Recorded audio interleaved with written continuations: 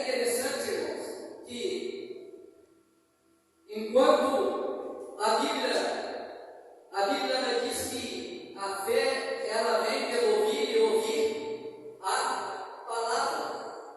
Então aqui eles já nos dão uma certeza, uma convicção que se nós profetizarmos conforme a palavra de Deus nos diz, então certamente nós poderemos, a fé vai ser acrescentada em nossa vida.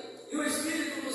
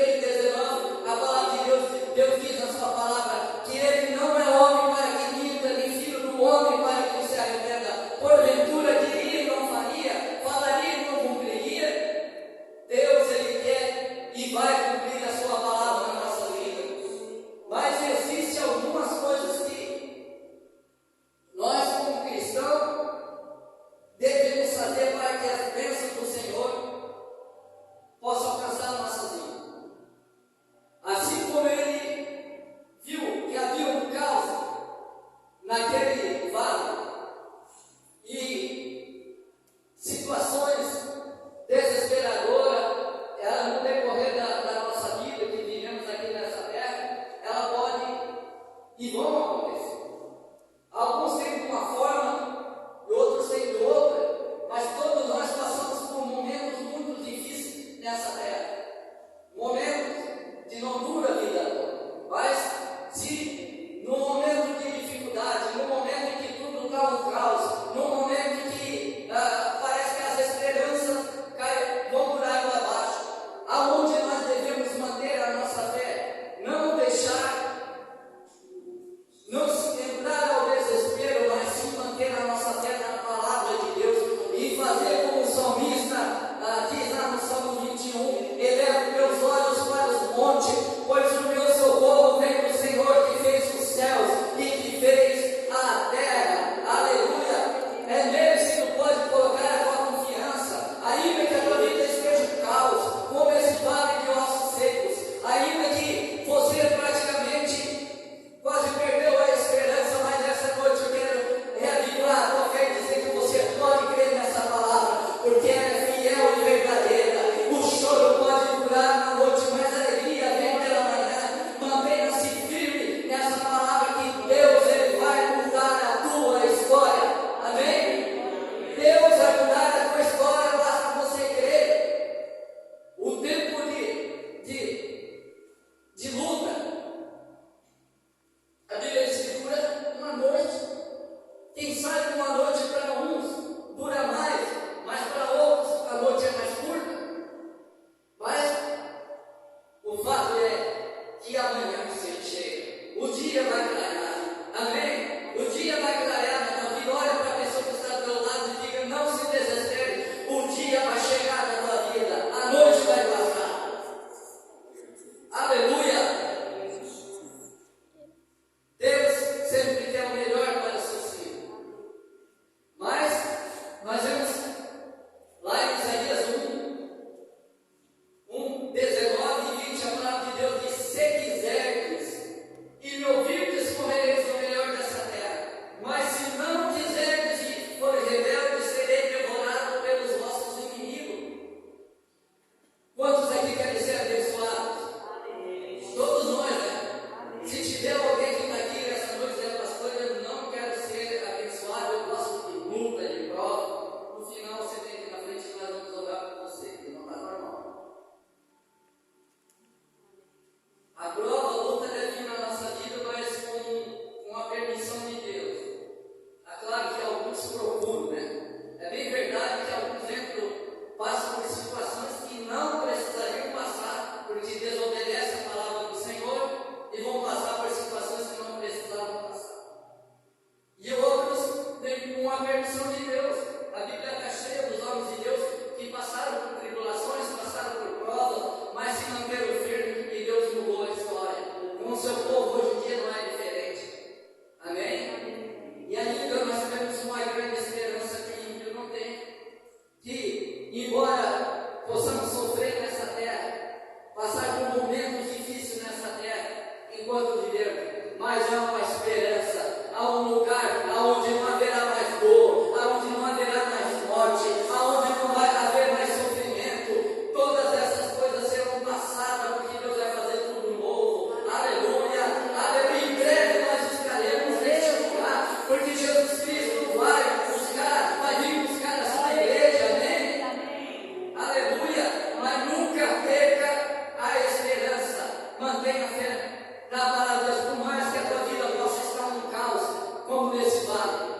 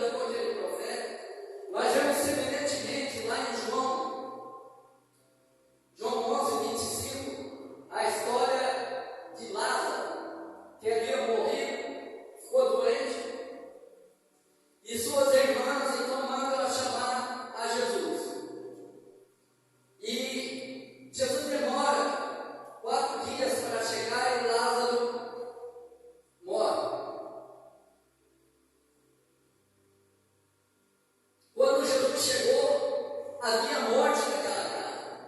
Lázaro, seu amigo, estava morto. A esperança das suas irmãs tinha caído por terra, porque naquela época, uma mulher viver naquela época era sozinha, era muito difícil. Então, e elas dependiam do seu irmão. Então, quem sabe ali havia perdido a esperança porque seu irmão havia morrido. E havia morte naquela casa. Assim como no Vale do Ossos Secos, que está no caos, havia morte. Ali também uma situação de morte. Mas, depois de quatro dias, Jesus chega e Marta vai de encontro a Jesus e diz: Mestre, se o Senhor tivesse que meu irmão não teria morrido. E qual foi a resposta de Jesus?